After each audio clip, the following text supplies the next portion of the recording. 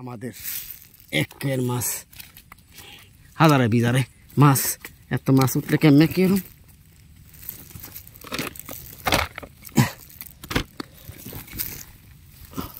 আমি মাছ পাইতে তো কাল লেগেছে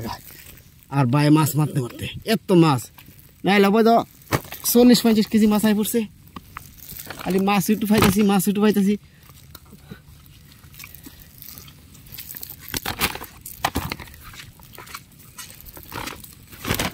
আর কা গেলে কই